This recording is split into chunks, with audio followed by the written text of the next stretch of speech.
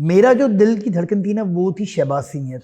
मैं कभी भी मैं एसोसिएट ही नहीं कर सकता था ड्रामों के साथ, क्योंकि मैं इतना देखता भी नहीं था। वो गूज बम्स थे मुझे जो अभी भी मुझे फील हो रहे हैं। मैं हमेशा मैं सोचता था शहबाज से मैं कभी मिल लूँ।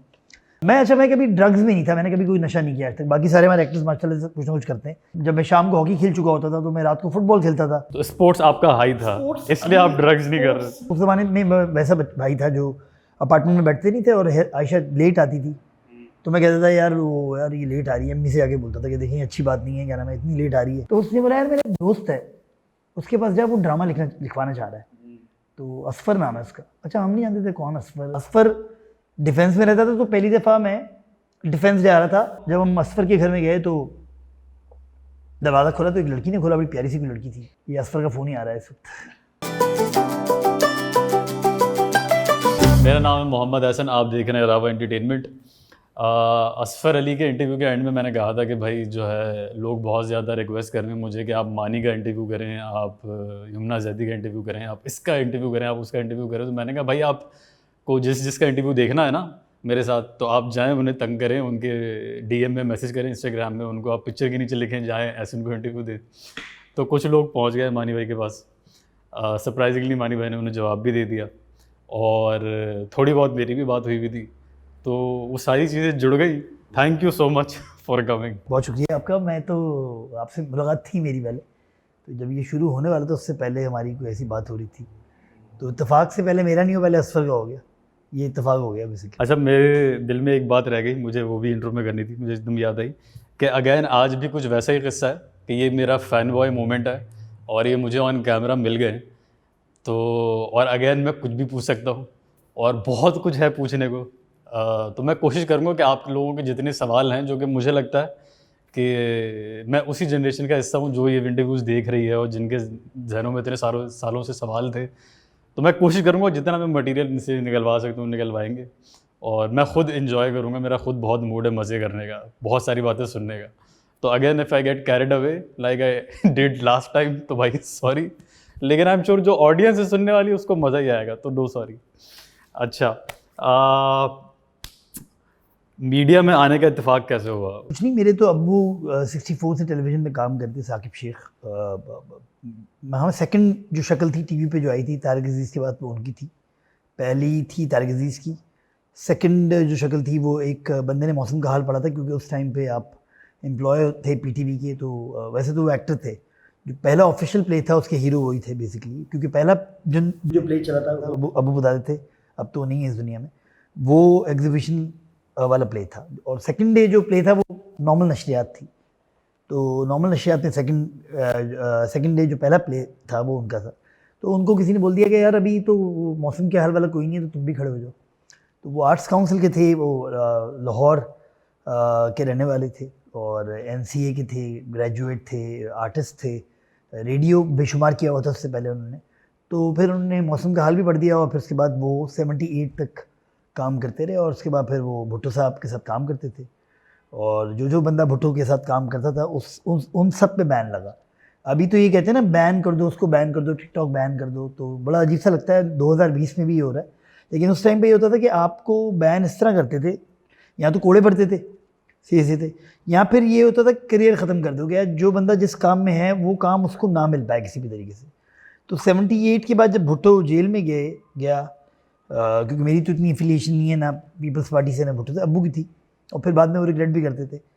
और भुट्टो जेल में गया और अब्बू का काम टेलीविज़न से ऑफ हो गया। और उनका जो हिट ड्रामा था उससे पहले वो खुदा की बस्ती था, जो लोग पुराने हैं उनको पता होगा।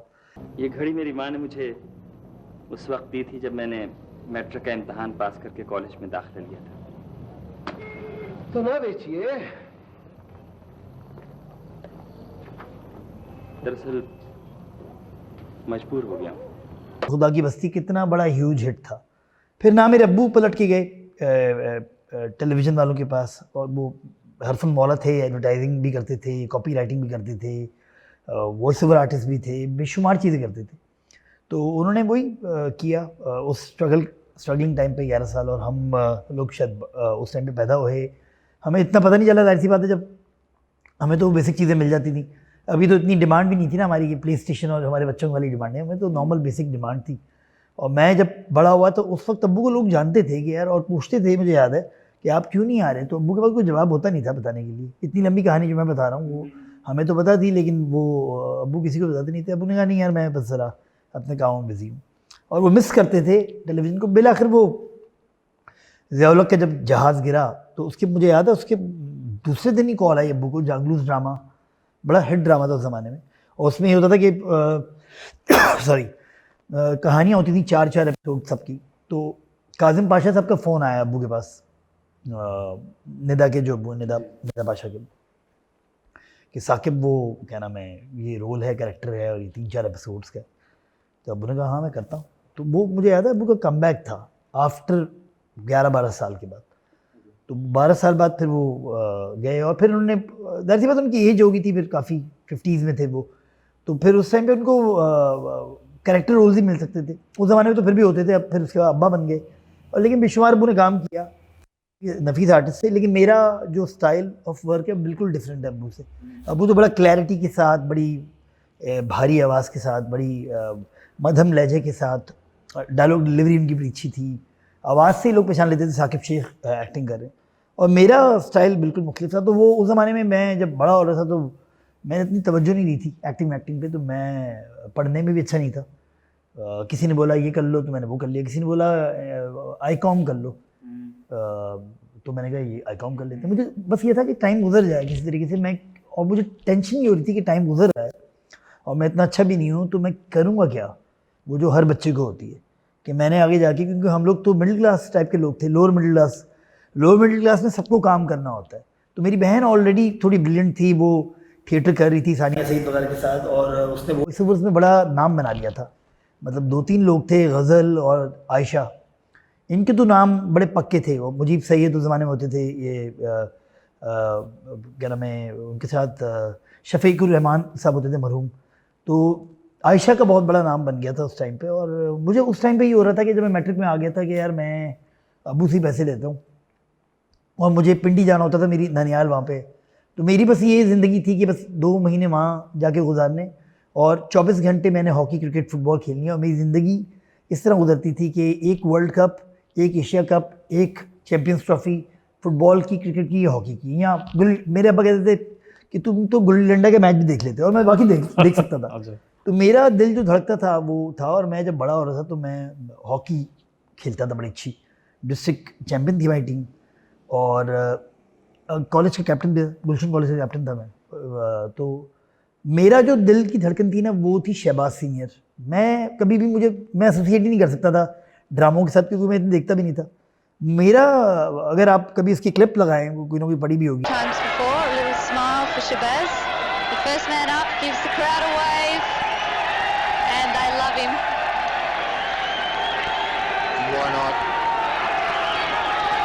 Fairly relaxed by the looks of it. Yeah, he's a superstar. But he'll even be a bigger superstar if this goes in.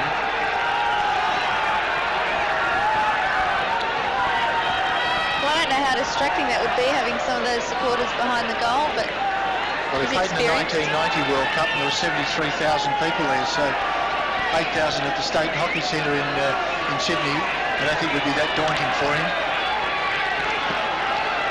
So it's Shabazz up against Christopher Reitz, the German keeper.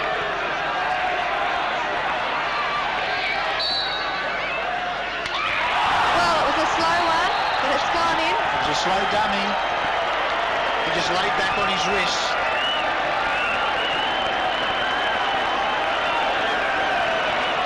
Shabazz just stepped forward and then laid back on his wrist. Oh, he mispushed it. He was very lucky. He tried to go the other corner and went very lucky. वो goose bumps थे मुझे, जो अभी भी मुझे feel हो रहे हैं। मैं हमेशा शहबाज, मैं सोचता था शहबाज से मैं कभी मिल लूँ। मुझे याद है एक चैम्पियंस ट्रॉफी का मैच था कराची में, तो मैं देखने गया था, शहबाज खेल रहा था, मैं इतना एक्साइटेड था। और वो उसमें मुझे याद है उसको कार्ड भी मिल गया था पहली दफ़ा, येलो कार्ड। तो मुझे वो मेमोरीज हैं शहबाज की।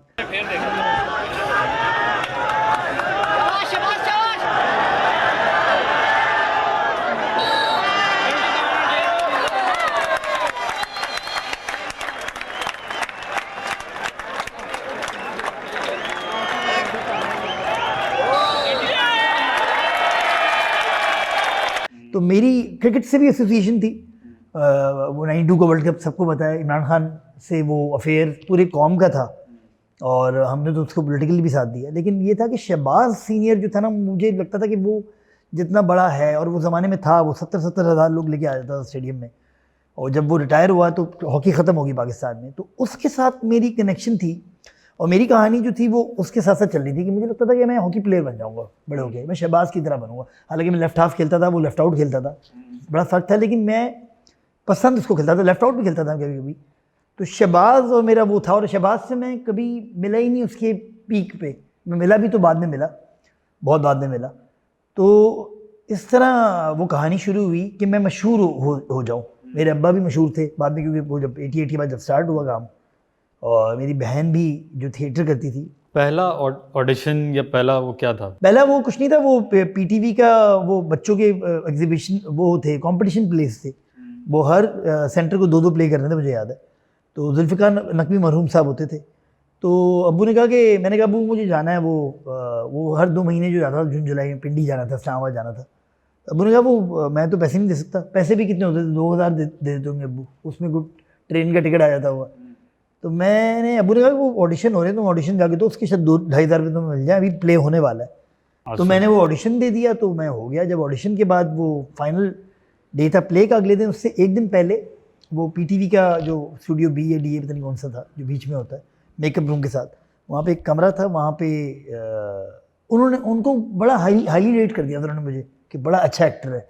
हालांकि मैं बहुत ब्लंडर था, बहुत भंड था मैं। How old were you? मैं होऊंगा कोई 12 साल 13 साल का होऊंगा। जब बच्चे का जो बच्चे का रोल था, बच्चे का रोल था।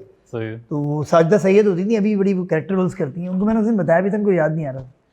और ये थे महमूद अख्तर होते हैं बल्कि, वो भी थे, तो वो उस प्ले में थे। तो मैंने जब वो उन्होंने वो जुल्फ़िकार नकवी ने बोला ये लड़का है बड़ा तेज़ है ये, और सब पीटीवी के सारे डायरेक्टर, मुझे याद है ज़माने मोहसिन अली भी जिंदा थे, सायरक आज़मी, ये सब खड़े हो गए वहाँ पे ना। उन्होंने बोला ये साकिब का बेटा है, मेरे टेलीविज़न एक्टर उस टाइम पे काफ़ी, फिर दोबारा आ गए थे और काम करना शुरू कर दिया था, और पुराना नाम भी था उनका। तो उन्होंने कहा ये बहुत तेज़ है, आप यकीन नहीं करेंगे मुझसे एक जुमला नहीं हुआ, और उन सब ने बोला इसको काम क्यों मिल रहा है। तो वो जो उसी ड्रामा में छोटा रोल था वो मुझे मिल गया, और मेरे आंखों में तकरीबन आंसू भी थे, और वो ईगो भी था बिला वजह में कि मुझे तो लग रहा था मैं, और वो जो दूसरा लड़का रोल करता था छोटा, वो रोल फिर मुझे मिल गया।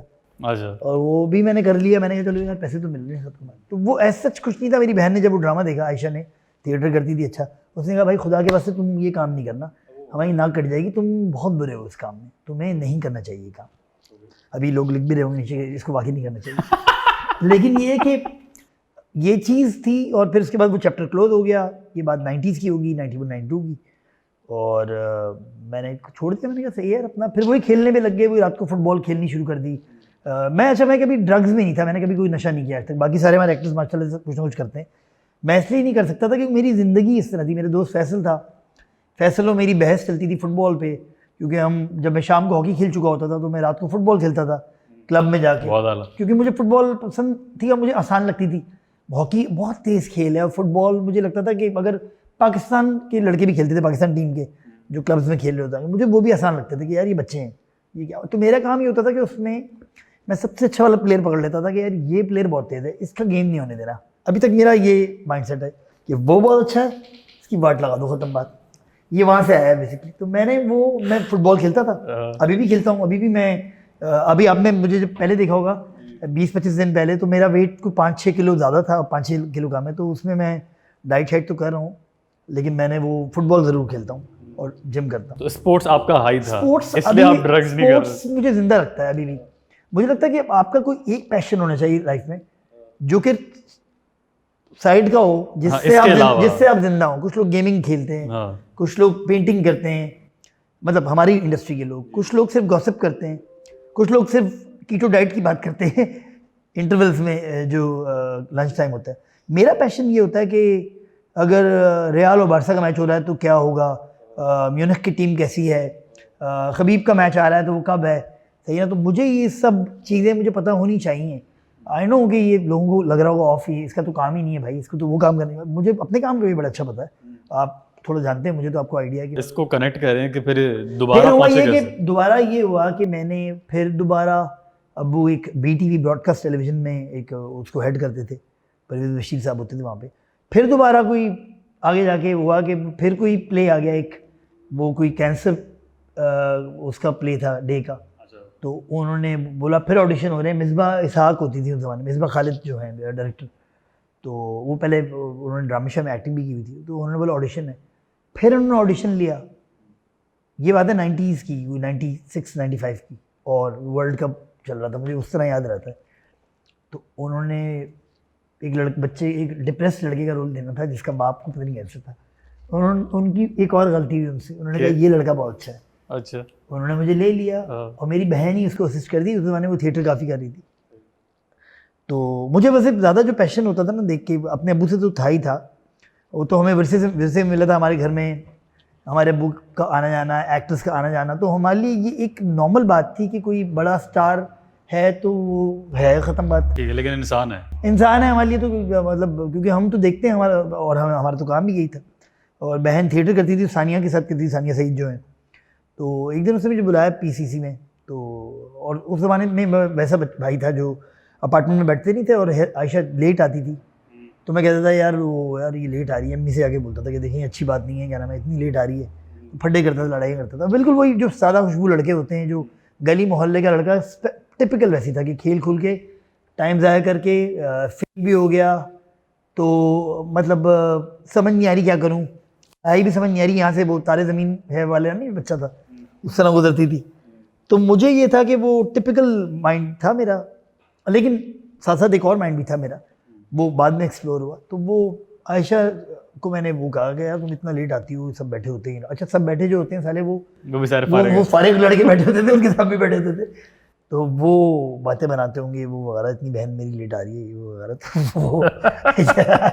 तो वो आयशा ने बोला तुम आके देखो तो कितनी मेहनत का काम है, थिएटर प्ले है, और वो कोई वो बड़ा चेकऑफ के प्लेज और फलां के प्लेज और इस तरह के प्लेज वो करती थी। तो मैंने एक दफ़ा PCC में, जहाँ पे टू बी ऑनेस्ट हो रहा है बेसिकली, तो वहाँ पे जाके मैंने देखा वो, तो मैं तो परेशान हो गया। मैंने कहा ये तो परफॉर्मेंस है। तो वहाँ से मुझे लगा कि एक फारिग, क्योंकि कुछ कर नहीं रहा था, खेल रहा था, और खेलने में भी मुझे लग गया था कि मैं इतना अच्छा नहीं हूँ। जब आप, मुझे अल्लाह का शुक्र है, मुझे बहुत पता होता है कि मैं किस काम में कितना अच्छा हूँ, मेरी क्या पोटेंशियल है, मेरी क्या वीकनेस है, तो फिर मैं उसको एक टाइम तक करता हूँ, उससे ज़्यादा नहीं कर सकता। तो हॉकी में खेल रहा था, क्रिकेट की टीम में भी था मैं, कॉलेज की क्रिकेट टीम में भी था मैं, और फुटबॉल में खेलता था। हमारी टीम नहीं थी गुलशन कॉलेज की, हॉकी का कैप्टन था। तो वो टाइम निकल रहा था, मुझे लगता टाइम जा रहा है और मैं कुछ कर नहीं रहा। तो एक पॉइंट आता है हर बच्चे की ज़िंदगी में कि वो अपनी लाइफ को चेंज करता है। तो मैंने थिएटर वालों से बैठना शुरू कर दिया। ये सलीम महराज हो गए, ये हम उनको उस्ताद कहते थे। सलीम महराज इतने पुराने हैं, हमसे भी पता नहीं कितने साल पहले से ही एक्टिंग कर रहे हैं। अकील हो गया जो हम टीम में होता है, इसके अंदर बेशुमार थे। सानिया सईद हैं जो कि अब तो पता नहीं कम आ रही हैं, आ रही हैं या चूज़ी हो गई हैं बेसिकली, लेकिन उस ज़माने में बड़ा नाम था उनका एक टाइम पे। आयशा मेरी बहन का थिएटर में बहुत नाम हो गया था, उसको सारे बड़े डायरेक्टर्स, सायरा काज़मी, मैरिन जब्बार, उन सबको पता था कि ये एक्टर।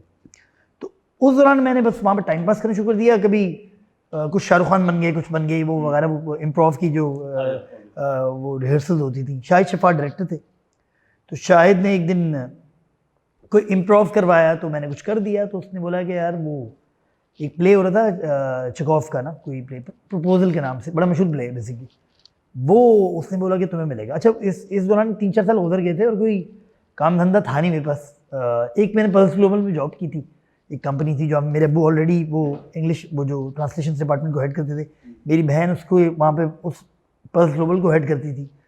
तो मुझे ये था कि मेरी सबसे कम, मतलब उनकी ठीक ठाक सैलरी थी और मेरी 3,000 रुपये में लगा था। लेकिन मैं निकल इसलिए गया था, मैंने बताया भी था एक आध शो में, इंडिया पाकिस्तान का मैच था। तो वो इंडिया पाकिस्तान का मैच था, इंडिया बहुत अरसे बाद आई थी पाकिस्तान, 98 की बात बता रहा हूँ। तो वो चौहान ने जो मैच जिता दिया था यहाँ पे कराची स्टेडियम। तो मेरे पास हर मैच के टिकट होते थे, चाहे वो हॉकी का हो या क्रिकेट का हो। यहाँ वो WWF वाले एक दफ़ा आए थे फुटबॉल रेसलर, उसके भी टिकट थे मेरे पास। अच्छा। मेरे पास हाँ हर चीज़ के टिकट होते थे। वो जुगाड़ पे अभी होते हैं, अब तो होते ही हैं, ऐसी बात है, लेकिन पहले मांग लिया करो। हाँ, अब तो रोनाल्डिनियो जब आया था मैंने साथ खड़े होकर देखा था, बिल्कुल नीचे आके। ये तो मेरा पैशन है ना, उसके तो मैं पूरा फॉलो करता हूँ। तो वो मेरे पास टिकट थे, 96 वर्ल्ड कप के टिकट थे, उनने वाइट किए थे। मुझे याद है जब पाकिस्तान क्वार्टर फाइनल हारा था तो मैंने नीचे वो खड़े होकर बाहर, वो वेस्ट इंडीज़ और साउथ अफ्रीका का क्वार्टर फाइनल था, तो मेरे पास इतने सारे टिकट थे। वो वाले, क्योंकि हमें कहीं से मिल जाते थे, अब्बा के दोस्त, फलां के दोस्त, ये वो वगैरह, तो मैंने वाइट कर दिया टिकट, मैंने फ्री में बेचे थे।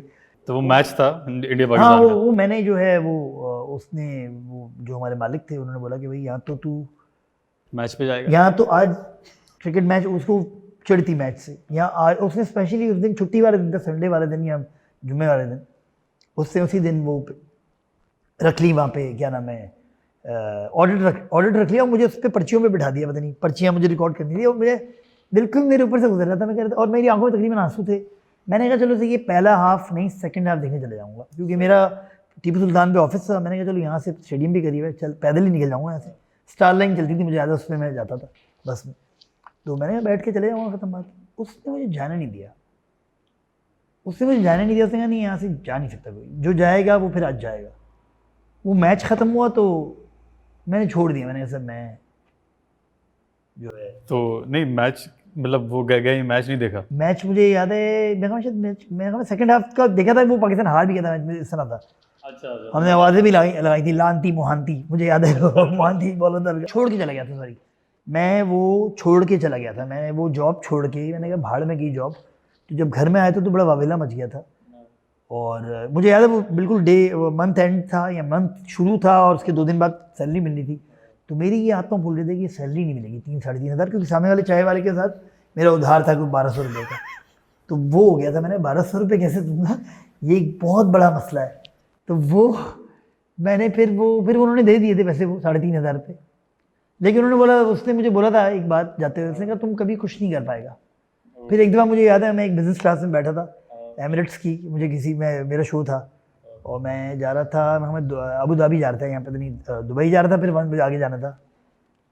तो वो इत्तेफाक से मुझे बुलाया था, और वो उसी दिन मुझे वो बंदा मिल गया था, मैंने कहा वो जानता भी था मुझे, वो चुप था, ख़त्म बात। तो वो इस तरह हो गया वाक़या, और फिर वो ख़त्म हो गया। फिर ये पल्स ग्लोबल भी चल रहा था, थिएटर वेटर ये वो वगैरह, और ये कुछ चल नहीं रहा था। तो वो प्ले हुआ प्रपोजल, तो उसमें मैंने एक्टिंग अच्छी कर दी। तो जब वो प्ले ख़त्म हुआ, तो वो सारे वो बड़े बड़े एक्टर्स बैठे हुए थे जो आजकल के बड़े स्टार्स हैं। अनफॉर्चुनेटली पहले भी वही स्टार थे, अभी भी वही स्टार है, वो जो हीरो पाकिस्तान के 4-5 हैं। तो वो उन्होंने बड़ा कहा कि बड़ा अच्छा काम कर रहे हो तुम, बहुत अच्छा है, इतनी स्पॉन्टेनियस हो, तुम्हारी तो बड़ी टाइमिंग है, ये वो वगैरह। मैं थोड़ा चौड़ा हो गया बेसिकली, मैंने कहा अच्छा। इन द मीन टाइम मेरी दोस्ती हो गई थी इस तरह से कि मैं एक दिन अब्बू की ब्रॉडकास्ट टेलीविज़न एक स्टूडियो होता था वहाँ पे, तो वहाँ पे एक रिकॉर्डिंग हो रही थी, और आयशा ने एजेंट टैक्स मेरी बहन ने स्टार्ट कर दिया था। 1 2 3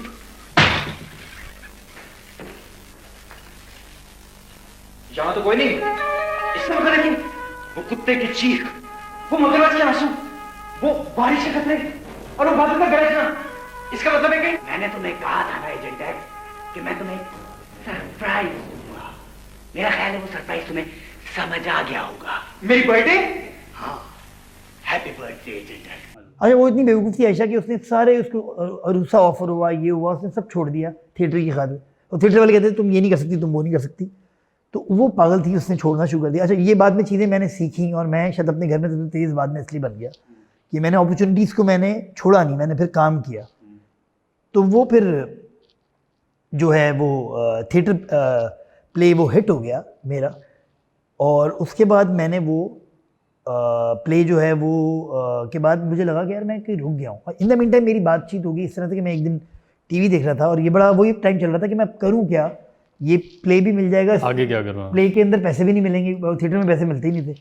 वहाँ मैंने फड्डा भी किया था पैसों का कि मुझे पैसे क्यों नहीं मिलते, और सब खड़े हो गए थे, और वो ग्रुप टूट भी गया था बकौल उनकी कि मैंने तोड़ दिया था। और मैं ये कहता हूँ कि ग्रुप भी इतना मजबूत नहीं था, मेरे में क्या मिसाल कि वो टूट जाएगा।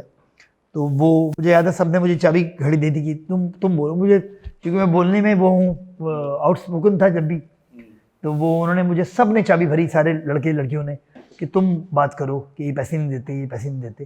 तो बिलाखिर मैंने वो बात कर दी, और वो बुरा बन गया मैं। तो उन्होंने शायद मेरे तो पैसे दे दिए थे, लेकिन मुझे निकाल भी दिया था। आयशा ने भी छोड़ दिया, उनका ग्रुप पूरा आगे पीछे हो गया था। वो 1-2 लोग, बताऊँ, उनकी बड़ी बैकबोन थी मेरी बहन आयशा जो थी, उनको अंदाज़ा भी नहीं था।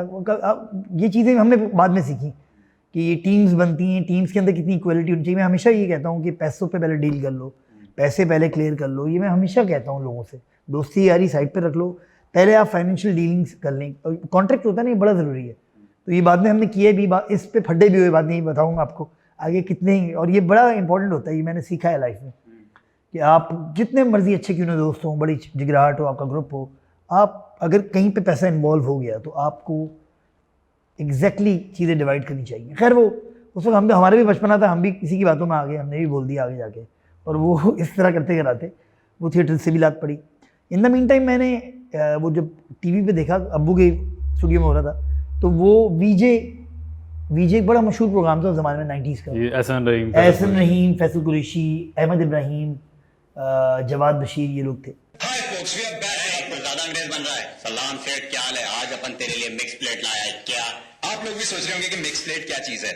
असल में जब हमें समझ नहीं आ रहा था कि आज के प्रोग्राम में क्या करें, तो हम मुख्तलिफ अला बला इकट्ठा करके एक प्रोग्राम में डाल देते हैं। यानी कि एक लम्हे अगर आप डाकू का इंटरव्यू देख रहे होंगे, तो दूसरे लम्हे आप टूथ पाउडर का एड देख रहे होंगे, और इस चीज का नाम है मिक्स प्लेट, यानी कि अला बला। लेकिन आप लोग ये मत समझिए कि हम आपको अला बला दिखा रहे हैं, हम तो आपको मिक्स प्लेट दिखा रहे हैं। लेकिन जैसा कि इब्राहिम ने आपको बताया कि मिक्स प्लेट असल में अला बला ही है, तो हम आपको मिक्स प्लेट की आड़ में अला बला दिखा रहे हैं। तो आइए चलकर देखते हैं मिक्स प्लेट, नहीं अला बला, व्हाटएवर। तो वो एंडिंग उसकी हो रही थी, और एजेंट एक्स भी ये इनका 3rd या 2nd पार्ट आ रहा था। तो मैंने देखा, मैंने कहा यार ये तो मैं भी कर सकता हूँ, ये लोग जो करते हैं। अच्छा, मेरी बड़ी इंस्पिरेशन भी थी, मैं लोग इनको देखता था बैठ के, और मैं वो एक म्यूजिक चैनल 4 सीखता था। यही 2 शोज थे जो यूथ को समझ आते थे।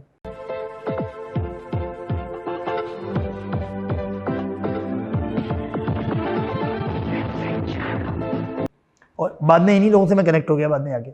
तो मैंने फ़ोन कर दिया ऐसे ही घुमा के ना अपने अब्बू के ऑफिस में ही। मैंने कहा वो जवाद बशीर है, मुझे जवाद बशीर का नाम पता था, मुझे फैसल कुरैशी का भी इतना, तो मैं क्योंकि जवाद बशीर उस एपिसोड में आया हुआ था जो मैं देख रहा था। तो उन्होंने कहा हाँ, वो लोग खेलते थे जैसे हम लोग भी खेल रहे होते हैं, किसी की कॉल आ जाए। मैंने कहा मैं बड़ा फ़ैन हूँ, ये वो वगैरह वगैरह, मुझे भी करना है। तो ऐसी बात है, मुझे भी कोई कॉल आ जाएगी तो मैं भी कहूँगा हाँ आ जाए यार, ये वो वगैरह। तो एहसन रहीम से मुझे याद है मेरी बात हुई थी। एहसन ने बोला अच्छा ये वो वगैरह, मुझे याद है मेरी बहन भी काम करती है उसने। अच्छा तुम आयशा के भाई हो? मैंने कहा मैं हूँ और मैं लिखता भी हूँ।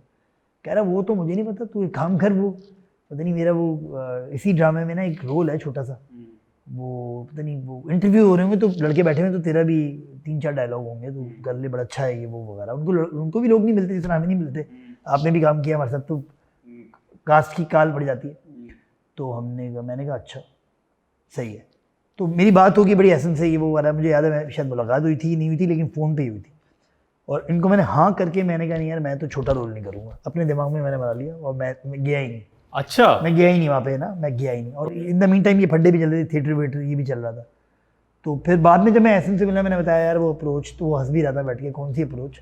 फिर मैंने जो है वो उस ज़माने में फिर मैंने लिखना शुरू किया, लिखना इस तरह से, खुद से इस तरह लिखना शुरू किया कि मैंने लिखा। तो मैंने जो उसका प्रोड्यूसर था एजेंट एक्स और वीजे का, डॉक्टर रिफत जो थे, जिनका लिप्स रिकॉर्ड भी था एक ज़माने में, तो उनसे मिल गया क्योंकि मुझे पता था इसका प्रोड्यूसर तो ये है, तो यही लिखवाता होगा, इतना तो मुझे पता था चीज़ें कनेक्टेड क्या हैं।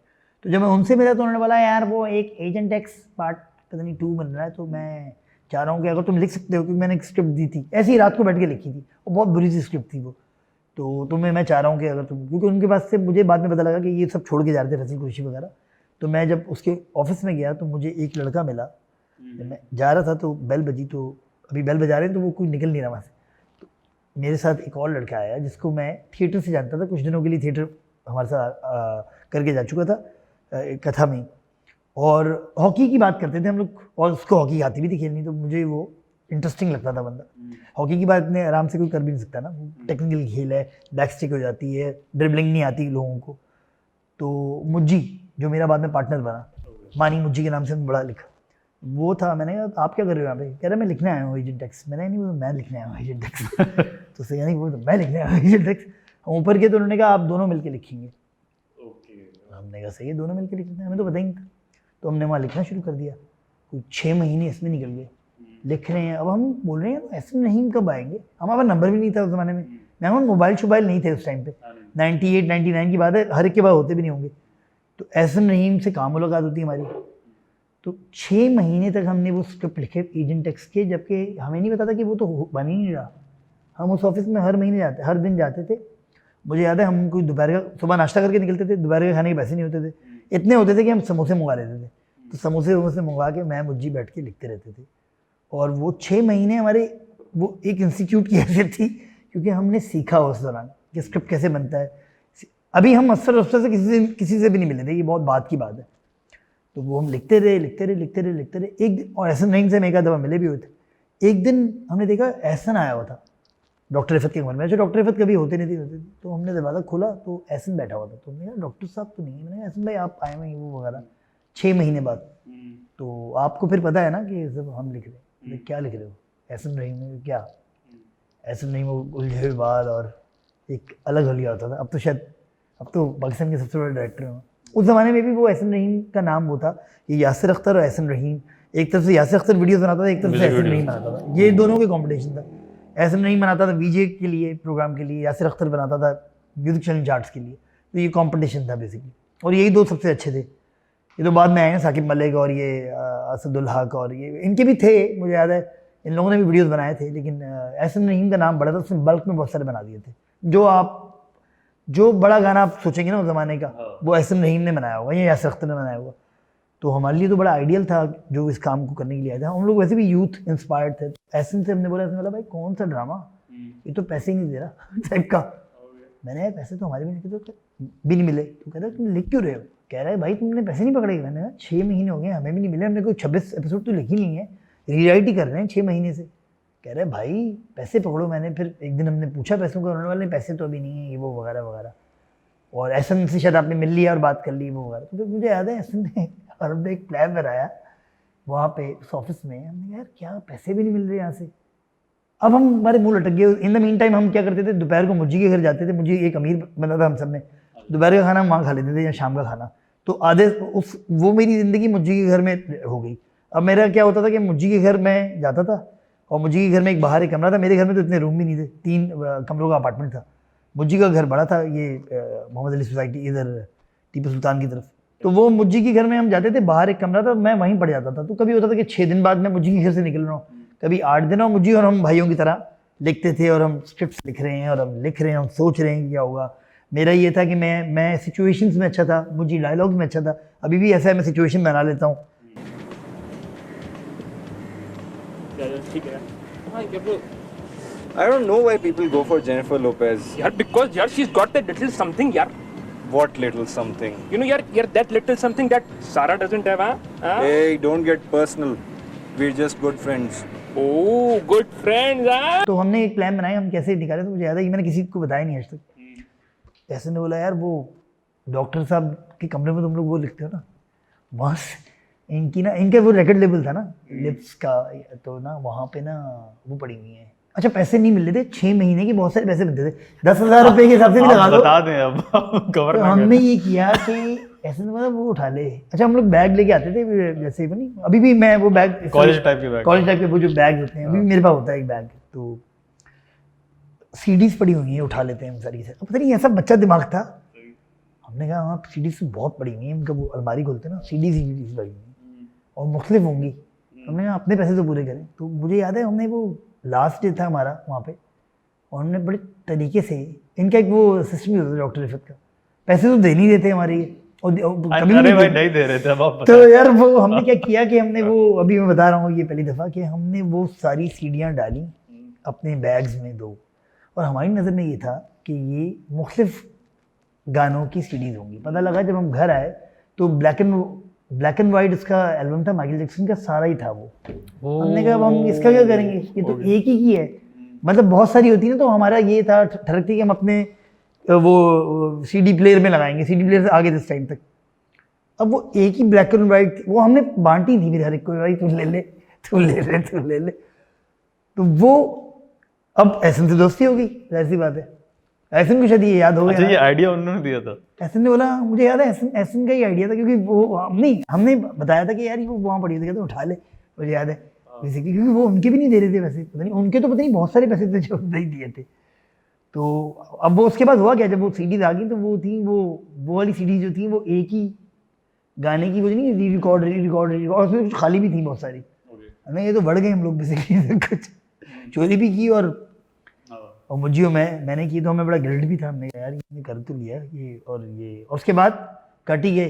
फिर हम थोड़े बदतमीज़ भी हो गए उनसे, डॉक्टर रिफत से। फिर वो बात आएगी होगी, जाहिर सी बात है।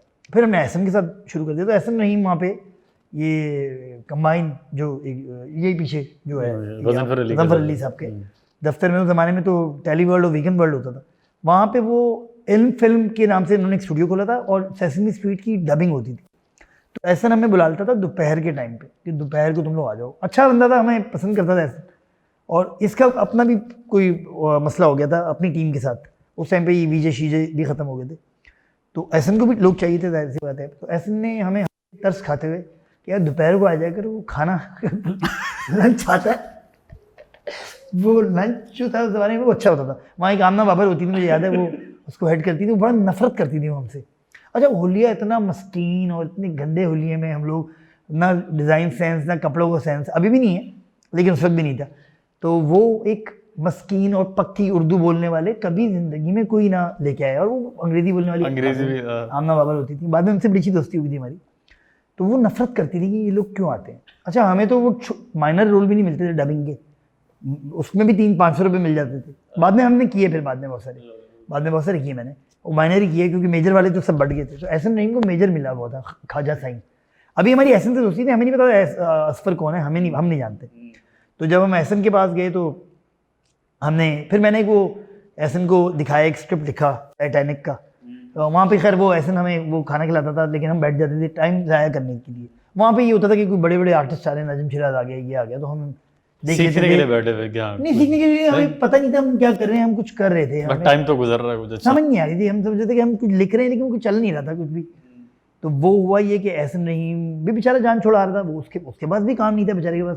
कभी किसी की एडिटिंग आती थी, कभी वो जामी का गाना आता था, पल दो पल की चाहत, वो जामी कहता था एहसन को कि यार एडिट कर दे। एहसन एडिटर बहुत अच्छा था, आज भी है सही है ना। तो वो हमारी ज़िंदगी एहसन के साथ गुजरती थी। जब एहसन को लगा ये चिपक गए लड़के और ये जो है ना काम तो मेरे पास भी नहीं है, तो उसने बोला यार मेरा दोस्त है, उसके पास जा, वो ड्रामा लिखवाना चाह रहा है। तो असफर नाम है उसका। अच्छा हम नहीं जानते थे कौन असफर को वैसे नहीं जानते थे क्योंकि हमने उसका कोई काम देखा भी नहीं था। अच्छा लेकिन उस टाइम पे हम तो वो थे कि हाँ भाई कौन असफर बता दो। तो उसने कहा वो वहाँ पे होता है पिरामिड में, ये असफर का फ़ोन ही आ रहा है इस वक्त। तो उसने बोला, उसने जान छुड़ाई, उसने बोला असफर एक लड़का है, वो बना रहा है, कोई ड्रामा बनाना चाहता है वो वगैरह। अच्छा असफर को खुद फायर हो चुका था, वो पिरामिड पे होता था, पिरामिड पे सब थे। तो जब हम पिरामिड गए तो हमारी मुलाकात सुहेल जावेद से हुई। तो सुहेल जावेद, अच्छा मुझे वैसे थोड़ी पहचान थी लोगों की, क्योंकि मुझे पता था कि कौन ज़्यादा बातें करता है, कौन ज़्यादा काम करता है, ये मुझे पता था। मुझे एक अच्छे दिल का आदमी था, मैं क्रूल आदमी था, तो मुझे पता था कि सुहेल जावेद ज़्यादा बातें करता है, बातें अच्छी भेज लेता है, फलां काम ज़्यादा अच्छा कर लेता है, ये मुझे पता था, क्लियर था शुरू से ही। मुझे पता था एहसन काम अच्छा करता है, उसको बात सही तरह करनी नहीं आती, सुहेल बात बड़ी अच्छी कर लेता है। असफर कौन है भाई, कौन है असफर? सुहेल को इसलिए देखा हुआ था क्योंकि मुझे याद है आयशा मेरी बहन, वहाँ पे उस ज़माने में वो वीकेंड वर्ल्ड की लॉन्च हुई थी, या टेली वर्ल्ड या वीकेंड वर्ल्ड की। तो आयशा एक शो करती थी लॉली पोपा नीनी और गाने, तो उसमें आयशा जो थी वो होस्ट करती थी मेरी बहन, और लॉली और पोपा जो थे वो शफीकुर रहमान जो बड़े मशहूर लेजेंडरी वॉइस ओवर आर्टिस्ट, और मुजीब सैयद जो बड़े लेजेंडरी वॉइस ओवर आर्टिस्ट, ये दो बड़े यही होते थे एक ज़माने में, ये दो ही सब करते थे। तो वो वहाँ पे हम जाते थे, कभी कभी पिरामिड में भी चले जाते थे। तो वो वहाँ पे ये कभी रोहेल हयात घूम रहे हैं, कभी वो स्ट्रिंग्स वाले घूम रहे हैं, बिलाल और फैसल, तो इनको हम देखते, तो हमारे लिए वो भी हमें थोड़े थोड़े जानते थे कि ये लड़के हैं लिखते हैं, लेकिन कभी किसी ने कुछ करवाया नहीं था। बस वो भी गाली देते होंगे, पता नहीं क्यों आ जाते हैं रोज़ाना। तो हम जब वहाँ पे थे तो वहाँ जामी को भी देखा हमने, ये देखा, ये इन सबको, ये सब एक साथ ही वो टाइम था कि जब बड़े हो रहे थे या कुछ होने वाला था या कोई बम फटने वाला था, ये उससे पहले की बात है, वो बिग बैंग होने वाला था, उससे पहले की मैं कहानी सुना रहा हूँ आपको। तो मैं असफर का, उन्होंने बोला असफर का वहाँ पहुँच गए पिरामिड, ये इधर ही क्या नाम है, पिरामिड पहुँच गए। तो पिरामिड जब हम पहुँचे तो पता लगा कि असफर की तो जॉब नहीं है, हमें नहीं पता था कि उसको निकाल दिया, उन्होंने कहा उन्होंने छोड़ दी है। हम सुहेल जावेद ने हमें बताया, और उसने बताया तुम लोग क्या कर रहे हो ये वो वगैरह, आओ मैं भी लिखवाता हूँ। सुहेल ने भी, सुहेल के साथ भी एक कहानी अलग थी। सुहेल के साथ में साल लगा, 8-6 महीने लगा के एक स्क्रिप्ट लिखा था, मुझे याद है, एडवर्टाइजिंग कंपनी वाला, वो भी सुहेल ने नहीं किया था, मुझे याद है। तो दोस्तियाँ इस तरह हो रही थी सबसे, और उस ज़माने में सब स्ट्रगल कर रहे थे। सुहेल शाह फैसल कॉलोनी में रहता था, मैं गुलशन में रहता था, असफर डिफेंस में रहता था। तो पहली दफ़ा मैं डिफेंस जा रहा था, कोई दोस्त बनने जा रहा था। तो वो मैंने एक बस चेंज की, दूसरी बस चेंज की, मुज्जी को ज़्यादा डिफेंस का पता था, मुज्जी की कोई एक दोस्त थी जो पहले वहाँ रहती थी, तो मुज्जी को खड्डा मार्केट का पता था। अब खड्डा मार्केट में उस ज़माने में फ़ोन तो होते नहीं थे, तो अब वो फ़ोन करें, उसको मिलाएं, वो उठाए ना। इन्होंने एक सरसरी से पता बता दिया था कि वो वहाँ चौथी गली में आखिर में जाके जो गली है उसमें उल्टे आते अपार्टमेंट है, वहाँ रहता है। वो कौन सा अपार्टमेंट, अच्छा उस ज़माने में लोग पहुंच जाते थे लेकिन ऐसे। अब हम खड्डा मार्केट में घूम रहे हैं, कभी इधर जा रहे हैं, कभी उधर जा रहे हैं। वो हमारा पहला इंटरेक्शन है खड्डा मार्केट से डिफेंस के। और हम असफर से मिलने जा रहे हैं कि शायद अब इसके साथ कुछ लिख लेंगे। और जब हम असफर के घर में गए तो दरवाज़ा खोला तो एक लड़की ने खोला, बड़ी प्यारी सी कोई लड़की थी। तो हमने कहा कि असफर की कोई बहन होंगी। अब शाम हो रही है, 6-7 बज रहे हैं। असफर ने बोला कि हम लिखेंगे, हम मेरा एक आइडिया है, मैं अमेरिका गया था, ये वो वगैरह सब सेट है, ये असफर का स्टाइल है, हम बनाएंगे ये वो वगैरह वगैरह। और उसमें खाना भी आ गया, खा भी लिया। अब वो हम बैठे हुए हैं वहाँ पे उसके घर में, बैठे हुए हैं। अच्छा हम आज ही से लिखेंगे। तो हमने कहा हाँ ठीक है हम लिख लेते हैं। हम लोग तो बेचारे से थे कि किसने बोल दिया। अच्छा उसने अपनी कहानी बनाई थी असफर ने सारी की सारी, वो बॉबी पिंटू की थे ही नहीं बेसिकली। लिखते गए और वो बनता गया। और वो पहले मुझे याद है पहली जो रिहर्सल्स थी उसमें माया खान और असफर की रिहर्सल्स थी। माया खान उस वक्त असफर के साथ उनकी दोस्ती थी बड़ी अच्छी। अगर आपको ये वीडियो पसंद आ रही है तो सब्सक्राइब करें रावा एंटरटेनमेंट को। मैंने तो कर लिया है, अब आप भी कर लें। Thank you.